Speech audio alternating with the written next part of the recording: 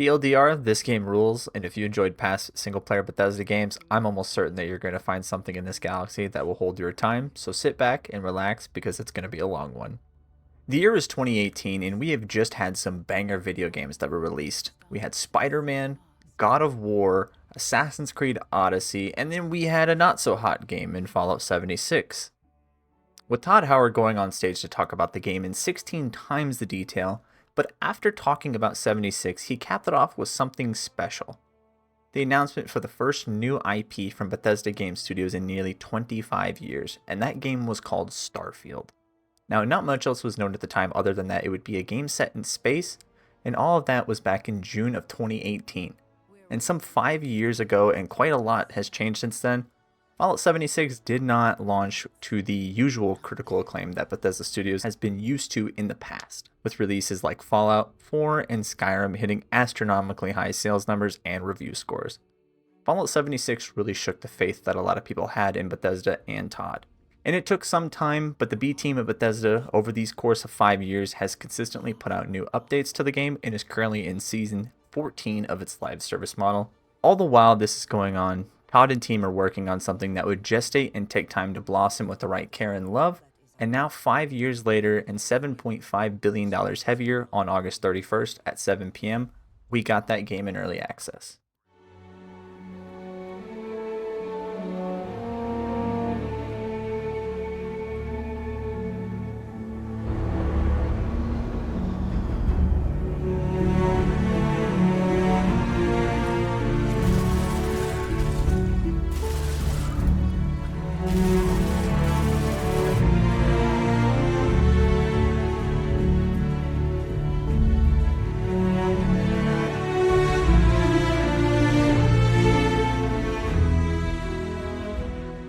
Now, I did want to go ahead and talk about the technical performance of the game as I played the game on PC, running it at mostly all ultra settings on an RTX 4080 coupled with an i7-13700K. And I believe that the performance was okay to good in most instances. Where the performance got the most choppy was in the more densely packed city areas like New Atlantis and Aquila City, and I do suspect this was due to the amount of NPCs on screen and the size of these cities. Outside of these hub worlds where you are going to be spending a majority of your time, and for me, these open world sections of the game did run pretty well with some minor frame dips occasionally, but nothing that hampered my overall enjoyment of the game. Sadly, missing from the PC port is the inclusion of DLSS for Nvidia cards. There is the AMD equivalent of FSR here, but that is sorely missed as members of the PC community have gone as far as to mod DLSS into the game, nearly doubling the frame rates in some instances. Bethesda has already come out and said this is something they are currently working on and planning on adding to the game in a future update, so keep your eyes peeled out for that. While I can't believe that I'm actually saying this, so far my experience with Starfield has been nearly flawless in terms of bugs and gameplay. And no, I'm not talking about small bugs where your character is clipping through a wall or the bodies are starting to artifact after taking them out. I'm more so speaking to that of bugs that ruin or hinder the overall experience of the game. One instance that I did have, there was a group of NPCs that started to attack me, even though I had done nothing wrong in that sense to turn them hostile. A simple reload of the save seemed to solve that issue for me. On the topic of saves, there is a pretty scary bug that is affecting users on PC, particularly the Game Pass version of the game, when it pops up with a message that says, unable to create saved game. Two of my close friends have run into this issue while playing the game and were pretty upset at the thought about losing hundreds of hours on the game on such just a small, minute bug. But after doing some digging, we did figure out that a simple reset of the computer did solve the issue. This is something that Bethesda is aware of and hopefully can address sooner than later. Unfortunately, I can't speak to the performance of the console version as I did not try it out there, but the game does support Play Anywhere, so that might be something to keep in mind if you're playing throughout the game. Now that we've gotten through all the technical aspects, let's talk about the game. Not the game that I go out there and die for and play every game like it's my last. Now, as I mentioned earlier, this is the first new world in 25 years for Bethesda, as they had always previously rotated between the Fallout and Elder Scrolls series. That was until one day in 2013 when Todd Howard had the idea, and it started with one word: Starfield. And over the next 10 years, that would become one of the next titles for Bethesda. Starfield, like past Bethesda games, is an open-world RPG with an assortment of companions and plenty of locations to discover. Instead of one world, This game has over 1,000 planets for you to discover and find. And at the time of this recording, I have just around 4 days and 17 hours played on my current save, and I finally feel that I can break down my thoughts properly. When the game opens up, you're treated to a mid-dialogue scene straight out of Skyrim where you're a miner working for the Argos Mining Company. And as you go on about your job task, you come across this mysterious artifact that sets into motion the main story of the game. While I'll be diving into spoilers more in a designated spoiler section, I want to talk about the basic of the story and what you'll be doing. Once joining Constellation, when you reach the Lodge, which is sort of your home de facto base for the majority of the game, you'll be greeted by a suite of characters. Some are NPCs that just allow you to interact and talk, and others are companions like Sarah, who is the leader of the group and my personal favorite. Now, a lot of people have been saying to rush the main story, and to that I say play at your own pace. The main crux of the story is to find the meaning and cause of the artifacts, so however you are interested in that story, dive into it. And I will say that with Constellation being the last group of explorers in that settled system, they do take it upon themselves to uncover the mystery of, are we alone in the universe? And that's really all I'm going to leave you with for now, but I will dive more into the spoiler section of the video. There will be some big moments that will happen that will push and drive you to want to learn more and know more, but I believe that you will get more of the game and the experience if you try to mix in some of that side content and for sure the faction quest lines, as they are some of the best content in the game.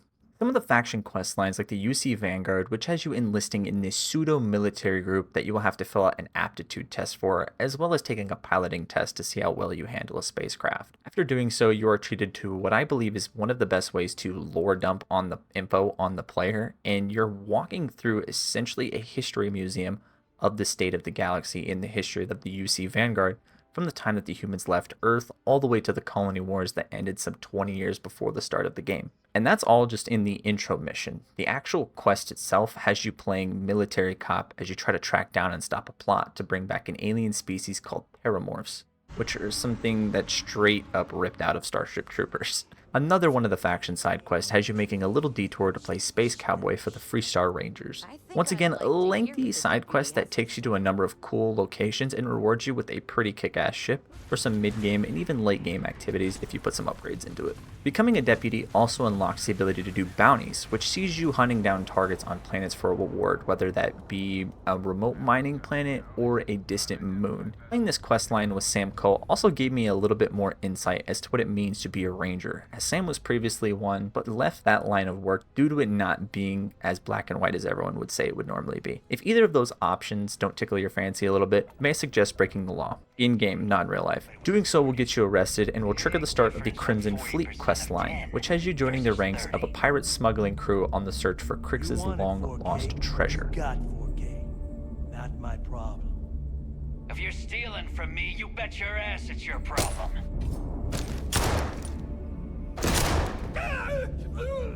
You kidding me? Way to make a mess in front of my new rook. Hey, steal from me and get caught?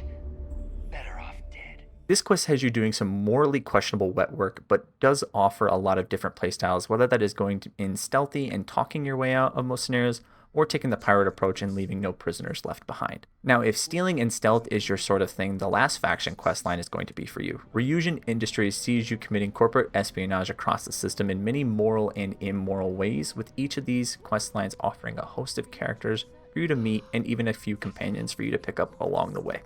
Why you continue to support me, I'll never understand. In previous Bethesda titles like Fallout 4 and Skyrim, I had always ran the majority of the game solo and without a companion. I think the most that I'd ever really ran was Dogmeat and Fallout 4, and that was the extent of it. And this wasn't because I didn't want to, but I felt that it was more so the vibe of those games. Whereas in Starfield, I would say about 90% of the time I had a companion in my group, whether that be the previously mentioned Sam Coe, who I forgot to actually mention is voiced by the always great Elias Toufexis. You know the Keel story? About 2 pioneers who got lost trying to find a new frontier to settle. One of them takes ill. Clear he's not gonna make it, he turns to his partner and says, "Don't bury me. Let the ground take what it's due." As well as your trusty robot partner in crime Vasco, or Sarah Morgan, the current leader of Constellation, who is the main person that I rolled with for the majority of my time. Now, these aren't the only companions, but they are the ones that I took out on most of my missions with me, and when I felt that they would bring a little bit more levity to the situation that I was in, And if you hang out and stay on the companion's good side, you'll even unlock a side quest that delves more into their personal stories. For instance, Sarah's a retired navigator for the UC Vanguard back during the war and had her ship destroyed in battle. Crash landing on a deserted planet, she had to survive there, and she does believe that it is her mission to go back and honor the memories of her fallen crewmates, as she believes that those deaths are on her. Then you have Sam Coe, whose biggest worries are not the bandits we're facing or the mysteries of space, but the worry if he's done enough to be a good father for his daughter Cora, and coming to terms with the things he's done in his past. It wasn't always like it is now. Hell, when Cora was born, I was completely out of my depth. For the first few months, I kept thinking, what a colossal mistake I made. Me, a father. But one late night, early morning, whatever, little Cora gave me my first smile. And I knew I'd do anything for that girl. These quests add depth to the characters that in other games would just be a face for you to see and pass by. We even have the option to romance characters if you play your cards right in certain dialogue options. Back at the Xbox showcase, when Todd Howard proclaimed that Starfield would boast somewhere in the ballpark of 1,000 planets for us to discover, I had thought that there's no way in hell that they would be able to do that. Well, they did. Now you aren't going to be able to land on these planets like the gas giants or suns, but what you are going to be able to do is select a planet and drop a pin on the map, and that will essentially allow you to explore a tile that the game will generate.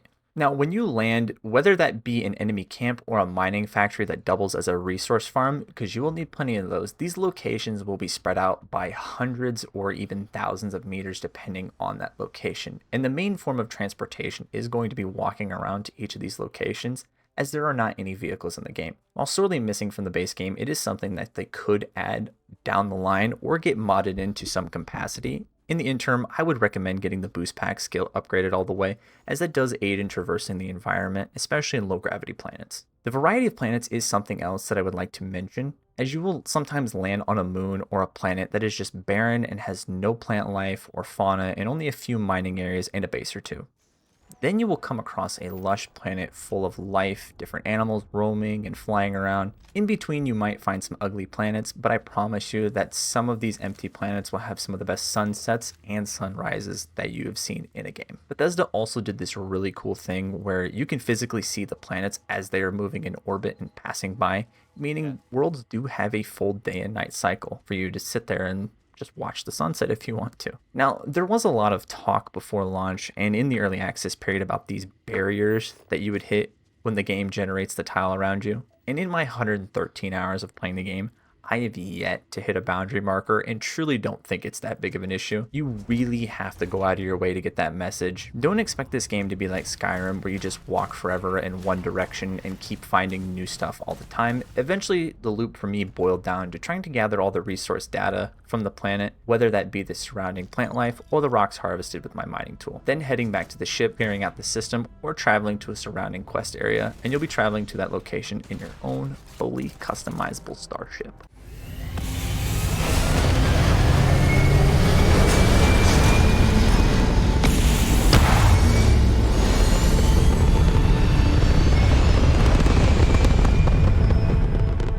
Yep, customization. All right, sorry, I got a little excited there. I felt like this deserved its own little section in this review, as it's fucking incredible what some people have been able to do with this system, and we're only 2 weeks into the game's release. 2 to 3 weeks, depending on when you see this. Bethesda essentially took the base building mechanic from Fallout 4 and replaced it with ship parts for this game, as nearly every piece of your starship is customizable, from the cockpit, the captain's hub, the engines, the warp drive, and the landing gear, to name a few. Now you can outfit your ship to be a big hauler with plenty of cargo space and firepower, or you can build a ship that's more fast and agile, but at the cost of not being able to have as much cargo space. Now I've customized a few ships in the game, and my main ship that I'm currently running is the Monkey D. Luffy, named after the One Piece character. But one of my favorites that I have done was one that I had to watch a guide for, and I watched the guide because I wanted it to look as good as possible. And I'll go ahead and I'll link that video here, but it's a gentleman by the name of Bizzle that created a tutorial on how to make the Normandy SR2 from Mass Effect 2 and 3, and I have to say it looks pretty damn good. I'll go ahead and I'll show it here. it doesn't stop there. The amount of crazy designs that people have been cooking up. We have the Millennium Falcon, we have an X-Wing, we have a Pelican from Halo, and that's just to name a few. I'm going to go ahead and include a link to an article that Paul Tassi from Forbes wrote that showcases a lot of cool designs from different sort of pop culture and media, and that really can give you an idea for all of the just cool shit that you can do in this. But that's me gushing about the shipbuilding. I needed to talk about it a little bit there. And if you played Starfield, you will know this game has a metric shit ton of weapons and weapon designs. I was at hour 18 and 19, and I was still finding new weapons out in the world where I was expecting a handful of models to be reused a la Redfall. Whether it's your standard pistol, or if you want to get fancy with a suppressed assault rifle. Or maybe you want something that's a little more up close and personal like a katana or a fireman's axe for the short-range melee combat. Or do you want to spice it up with a lever action grenade launcher? Starfield really wants you to play around with a set of weapons instead of getting too comfortable with one weapon, as the ammo can be pretty scarce early on, but towards the middle to late game, you'll be swapping through weapons and looting enough ammo to keep you going. If you really want to take weapons to the next level, you're going to want to go ahead and invest in a weapon upgrade and skill, as this allows you to research and then upgrade the weapons in your inventory if you have the required materials. So if you want to lean more into a stealth build, you can unlock and craft suppressors for your weapons, or if you would prefer a more run and gun approach, you can opt for the armor piercing rounds. This allows you to really shape the guns and or weapons how you want, and I feel like it's a must-have skill no matter the playstyle. And to add another layer to the weapon system, you have a looter style colored teardrop, ranging from just your normal white, blue, and purple weapons all the way up to the top to the legendary gear, which is yellow orangish. Loot drops in Starfield are random, so you might find the same outfit in the same location as your friend, but the roles and perks are going to be different on said armor. So if you want to fish for a certain drop or perk, save your game, grab the armor, check the stats. If you aren't happy with the roll, reload the save and try again. All this can keep you chasing certain gear if you want, but I suspect by the end of the game, you will have settled into a pretty good armor set that you're comfortable with. Also, the clothing options in the game are insane, and I believe this number is combining the clothing options and the armor, but there's roughly 293 pieces of just outfits, leisure wear. You got trucker hat outfits, you got bathing suits to actual real suits. The only thing that's really truly missing from this game is a sort of transmog system that would allow us to swap between looks, because the only other option currently is to carry it on your personal or go ahead and storing it somewhere in your ship when you feel like an outfit change. And lastly, in regards to your character in Starfield, the skill tree is a little different than what you might be used to. Upgrading a skill isn't as simple as reaching a level and then dumping all of the points that you have into that particular skill. At the start, you unlock essentially what is the base version of the skill, and over time, by completing challenges like running out of O2 fully and using your jetpack in combat, those are just a few to name examples. Once those requirements have been met, then you will be able to upgrade to the next tier of that skill, repeating the challenge again but at a bigger interval until you hit the master level. Some of these are going to be completed pretty quick, but ones like the oxygen regeneration is going to take you a while. I'm just telling you right now. While I don't think this skill tree is particularly innovative, it is nice to have a different play styles separated and segmented off into categories depending on how you want to build out your character. You would rather dive into the outpost and resource extraction side of things. There is a whole section that is dedicated to that, into increasing the output of those bases. Then, like I mentioned earlier, if you want to tinker with your weapons and gear, the armor and weapons upgrade skills are going to be must-haves, as this really unlocks the full potential of the weapons and the armor. You also can really lean into that space fantasy and make yourself one of the most formidable pilots in the settled systems with the increased crew capacity on your ship, as well as enhanced weapon damage when in a space battle. All of these are something that you can work towards and dabble into as you progress throughout the game. Just make sure that the points are where you want them, as there currently is no way to respec your skills, so once you've spent them, they're gone. This is going to be the spoiler section, so this is your warning here. If you would not like to hear any spoilers about the New Game Plus and or the ending of the game, go ahead and skip to the timestamp that is currently on screen. Alright, so Starfield is a game that I truly think should be played at your own pace, as when you reach the ending of the game, you can see all of the choices that you have made in the game and how they will affect the universe. The reason we are given this vision is over the course of the game, we've been collecting the artifacts, and that we're essentially inducing our player character with these visions, and these visions were almost as if we were being pulled across the entire universe in one instant. And in our discoveries, these artifacts, we come across and come into contact with a foreign group of explorers that call themselves the Starborn. Now, the Starborn do serve as the central antagonist for a good chunk of the story until their true intentions are revealed to you. Because the Starborn aren't an alien race, but in fact, they're just humans from another universe. And some of them are ones that we even know. This reveal kind of blew my mind when it happened because I had always assumed that the crux was going to be something along the lines of time travel, but it's essentially explained to us that by collecting all of these artifacts, we are opening a gateway to another universe. And the Starfield want to stop us from doing so because they believe that the power it holds is too great and that it should not be let out into the wild. Back to the part where I was mentioning seeing all of the choices laid out for you, whether that be taking the money from the Crimson Fleet or releasing the Aseles instead of the microbe. In this sequence, we get to see the repercussions of our actions, either giving you a sense of pride or dread as you get ready to move from one universe to the next. Because by going through the Unity, it will roll you into this game's version of a New Game Plus. And in this new universe, you are effectively a Starborn.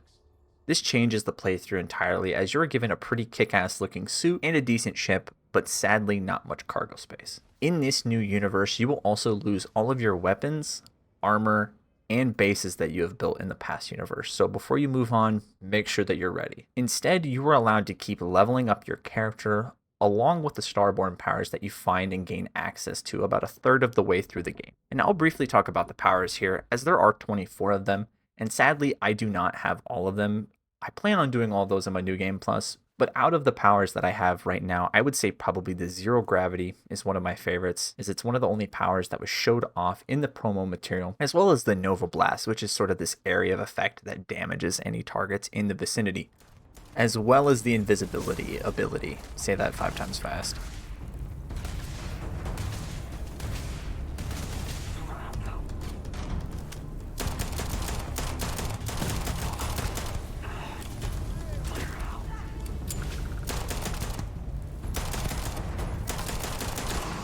Start of the New Game Plus run, you will walk into Constellation and be given a choice. You can either replay the story just like before and go through all the missions again, or the game will give you an option to skip the main quest and will only have you grab the required artifacts in order to complete the Unity. This doesn't change that much really until you get into the New Game Plus 3 territory, as the opening of the game can start to diverge in many odd and some funny ways. There is one that you will walk into Constellation and the only person that is present is Vasco, after Starborn came and eliminated all the previous members. Another will see you enter the lodge and meet a group of kids that are pretending to be the main members of Constellation, and Sarah Morgan is a plant. One of the weirder ones will see you entering the lodge and being greeted by none other than yourself. This one is a little odd, as you can actually recruit yourself as a companion for the subsequent run if you really want to see double. And the darkest one of them all has to be when you get to the lodge and you meet an evil version of yourself that has killed everyone in Constellation. So far, I believe the total is around 10 or so. I might be wrong there, so don't quote me. But if you want to go ahead and find those, I'm sure there's a video out there showcasing them all. And this essentially equates to what is an infinitely replayable game in the eyes of some. I think that the New Game Plus mechanic in this game is an interesting twist to the formula, and I suspect that some people will run this New Game Plus loop to death, as there are rewards that you can earn, like an upgraded suit and ship, as well as increasing the effectiveness of your powers with each subsequent run. I do suspect that most players will run a loop or two like myself and then settle down in a world that they like or take a break, as redoing the quest over and over again could sour the experience and the journey that you take throughout these worlds. With everything that was laid out and mentioned in each section, I hope that it wasn't me just rambling, and I hope you could at least get an idea and paint a picture of what a normal run of Starfield would look like. If you have played past Bethesda RPG games, you'll kind of get the same structure and formula. And if you're looking to aimlessly wander around a planet for a whole day, that's something you could do. If you want to go be a pirate and rob people of all their belongings, you can do it. If you want to play interior decorator and fully deck out a house or an outpost you've been working on, you can do it. When I realized Starfield isn't going to be the game for everybody, it's the game for me. Something about watching a ship land on a deserted planet as the sun rises over the horizon just gives me that feeling of exploration that I haven't felt in a long, long time.